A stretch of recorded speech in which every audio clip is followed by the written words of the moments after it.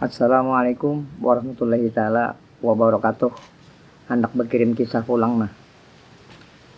2 minggu yang lalu aku lawan kakawalan berlima pengantin yo di Banjar. Sampai di wadah pengantin mengisi buku tamu masing-masing. Kemudian berjalan menuju menu makanan.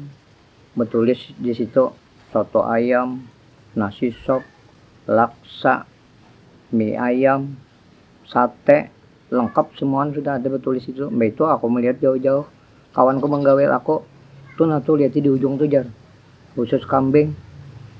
Baik kita ke sana aja, ujar kawanku. Jarko itu tulisannya belain, kenapa tulisannya sepidol aja, karton biasa. Jadi jar kawanku nasi kungnya bujur aja itu jar, itu kira-kira orang hanya menyumbang makanan. Ditariknya tanganku lawan kakawalan yang lainnya, ya masukkan ke sana. Sekali masuk ke ruangan yang khusus kambing tadi, sekalinya saraba mantah, kacang patahan mantah, daun gumbilenya nang bejarang, iwaknya tahu tempe. Jadi jar kawanku, aku hendak kembali selawi ya kada jadi. Aku kembali 5.000 aja, jarku kan mau pun sudah diniatakan selawi, tapi selawi kita datang kemari kan untuk makan juga. Kita mau pertama itu kita mau ucapkan selamat untuk kedua mempelai. Nah itu aja kisahnya nang kau dikirim makan.